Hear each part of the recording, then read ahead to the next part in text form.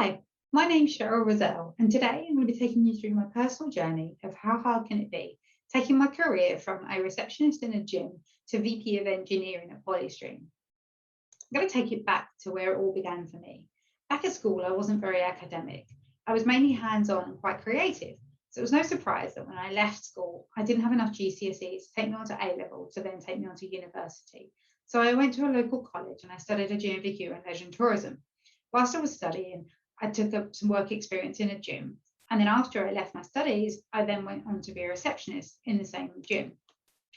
This is where my career journey starts. Leaving school at a young age and going on to be a receptionist, I then went to become a personal trainer in the same gym. But whilst I was working at the gym, my brother, who was working in a call centre not far from where we lived, was working for a company called Microsoft. And in the same call centre was another company that was looking for people to take calls and pass them on and redirect them. It was a company called Apple. I didn't know much about Apple and hadn't really heard much about it. Having used PCs a lot in my previous experience working in the gym and at school, Apple's completely alien to me. I thought it might be a great experience, so I went along for the interview. I got on really well with the hiring manager, who then hired me as what's called a call director, taking customer details and passing them through to the tech team. It wasn't long before my curiosity around technology led me to trying to fix the customer's issues before I passed them on to the technical team. Then one day I get a tap on the shoulder from my boss, who calls me into a meeting room and says he's been listening into my calls. Immediately I apologise. He says, there's nothing to apologise for, you're actually quite good at it. So then I went on to take some technical training and became a support analyst working for Apple. This was my first real job working in technology. Unfortunately, my career came to an end when Apple decided to relocate its offices to Cork. And at the time, I was pregnant at quite a young age. So for me to relocate wasn't an option. So I took redundancy from Apple and took some time off to have my daughter. My daughter was only about 3 months when I was approached by one of my friends who's working as a recruitment agent, who was hiring for an IT manager for a small advertising agency. This is the first time I've really experienced imposter syndrome, because I felt, what experience do I have to add to quite a big role? I've only worked in a call centre working for Apple, and before then a receptionist and a gym instructor. But I went along for the interview and again got on really well with the hiring manager and took the role as the IT manager. This was huge for me because this gave me exposure to new technology and technology stacks that I'd not used before, looking after infrastructure and looking after email clients and email servers and things like that I hadn't really worked with before. But it showed that I was quite quick on my feet to learn new things and learn new skills, which is quite eye-opening for me. I then went on to work for the BBC.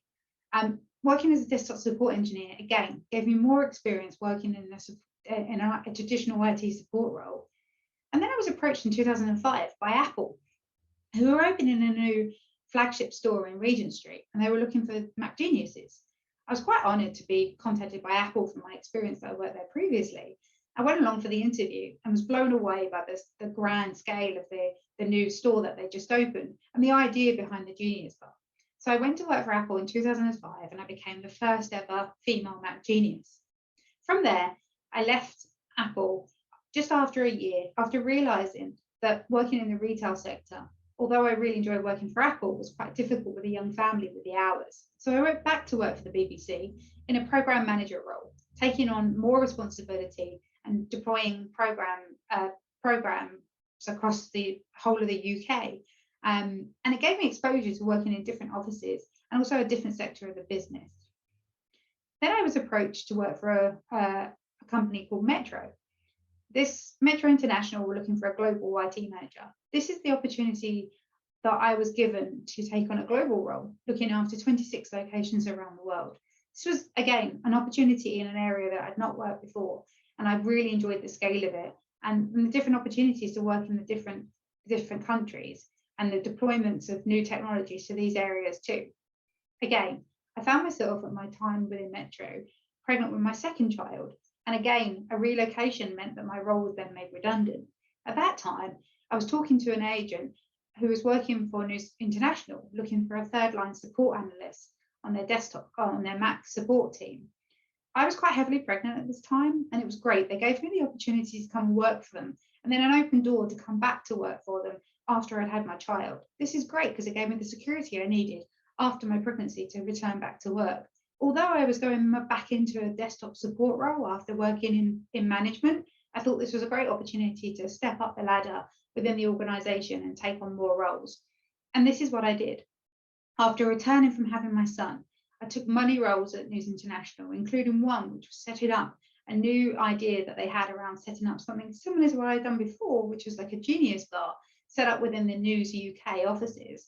And I called it the Tech Bar. It was a great innovation for the organisation, and it also gave the employees an opportunity to have a drop-in centre where they could bring their technology to taking a look at, be it software or hardware, with a person rather than having to call up a service desk. It was quite revolutionary for IT support, and it was looking at it through a different angle, different lens. Whilst working in news, I was approached by a company called Yammer. Now, this was a startup in San Francisco in the global social enterprise arena.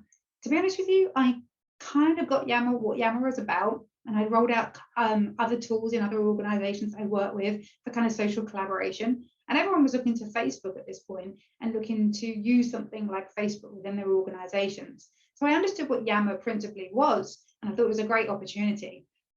I never really worked for a startup. I remember interviewing with my manager who flew over from the US to meet me. I started off there as an architect, looking after the London office and growing out the growth of the sales team and building a representation for the organisation in the UK. Soon I went on to become IT director, and just after taking director role, we were acquired by Microsoft for 1.2 billion. My role then transitioned to working for Microsoft, where I had traditionally in all of my career up to this point worked in a very traditional IT role. But once we were acquired by Microsoft, things changed. I looked at myself and looked at my team, and I felt that we would become a shadow IT department within Microsoft. It was time for a change. It was a time for change for me and for my team. I started looking into DevOps platforms and DevOps methodologies and looking at automation and CI/CD and thinking, this is the future. This is where companies are going. So I changed my team from a traditional IT team to looking after the production support and also the developer tooling. And again, I found myself in a situation where Microsoft were closing our London offices for Yammer and relocating to San Francisco and to Seattle. And again, the circumstances weren't right for my family to take this role abroad. So I took redundancy. And at the same time as that, I was in conversations with HSBC to take a role there. I really wasn't sure what I was walking into. Working for a bank was completely different for me. I was changing industry. Technology still stays the same, but it was quite daunting walking into a new organization without much experience. But I thrived. I really enjoyed it. It was a great challenge. I love people and I love networking. So this is what I set to do when I first joined the bank, was to go out there and find out what the problems were and try to fix them. It wasn't long before I grew quite quickly within HSBC, and I took on a team and I grew a team globally. And again, that global capacity in my previous roles allowed me to take this to my new role at HSBC. I was at HSBC for just over 3.5 years, and I grew a team globally in multiple locations. Again, I really enjoy, I think the thing that really hit me within this role is how much I enjoy being a people manager, being a leader, taking a team, building something from scratch. This was really kind of core to my values and what I enjoyed doing. This takes me to where I am today. I joined Polystream in 2019, and I joined as a director of platform. And it was about 6 months before my CEO asked me to take on the role of VP of Engineering. Again, that imposter syndrome started to kick in about an area of engineering that I wasn't that familiar with. But I jumped to the opportunity. And now I'm VP of Engineering. I run a product engineering and platform. And I really enjoy the role that I do. I find it very rewarding. And again, I'm running a team and I'm building out the capability. So why the change of industry? I mean, looking back on my career, I've changed industry quite a few times. I've gone from working for a newspaper to a broadcasting company to working for a bank and now working in the games industry. I feel this is a great example. This is me with my shiny new award that I've won. I won this award in the Women of Games Awards 2020 in the Technical Impact of the Year. I was in a category with these amazing women that had done great things and massive achievements. And who was I? I'd been in the industry 6 months. I'd been working for a small startup in Guildford, and all I would try to do was to build out the team to the best ability that I could. I was over the moon when I won this award, and this means so much to me, hence I put this picture into this deck. But it's great. It can show you that you can change an industry without that much experience in working in the industry, because it's all about the core values that you bring from your previous roles. And it's also the way that you work and who you are and who you network with and who you connect with and who you are as an individual. That's what makes it easier to change from industry, because that stays core to you.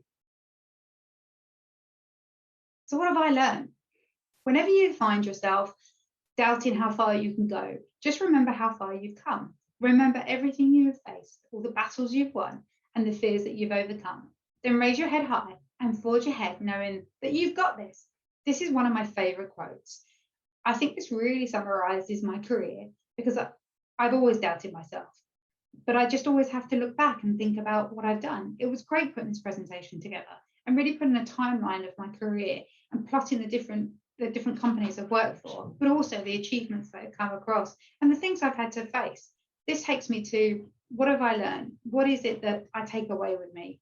I think removing the fear of not being technical enough, that really resonates with me, because of the fact that I'm not the most technical person in the room sometimes, or any of the time. But I find that there's other attributes to my personality and what I bring to the organisation that makes up for that. Learning how to navigate a career shift into a new industry. Well, I think I've proven that I can do that.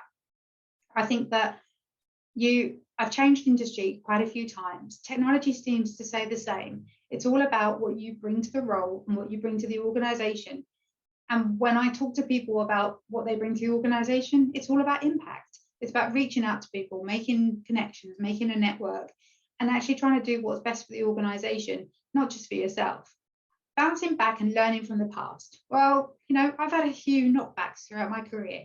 I've already told you that I found myself redundant far more than most people do throughout their career. And I've had to learn from that and move forward. And sometimes you have to take a step back to take a step forward. And you have to find yourself taking a leg down the rudder to take a role that might be one step behind where you want to be, to get 2 steps ahead. So, you have to learn from the past and take that into the future and never look back. So the moral of my story is that you won't always be successful every time, but it's all about the journey. I've learned so much from my personal journey about taking my career from being a receptionist to a VP of engineering, turning from traditional IT support to kind of DevOps methodologies and working in a new age and a new era of tech. I've had to adapt constantly, and I've always had to review myself and where I sit in the world. And there's other examples of this. I mean, Stephen King, his book Carrie was rejected 13 times by publishers before it was only resubmitted when his wife fished it out the bin and convinced her to give it a 31st go. J.K. Rowling, but she was rejected by 12 publishers before Harry Potter was picked up by Bloomsburg. And James Dyson, he had 5,126 failed prototypes of his bagless vacuum cleaner before the next one worked. And then there's me. And if I can do it, you can do it. Hopefully you gained an insight into what it's like to work in the technology world.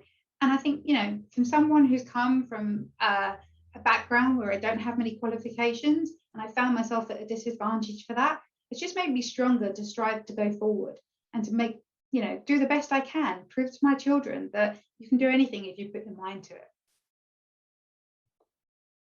Well, thank you for listening, and please feel free to ask me any questions.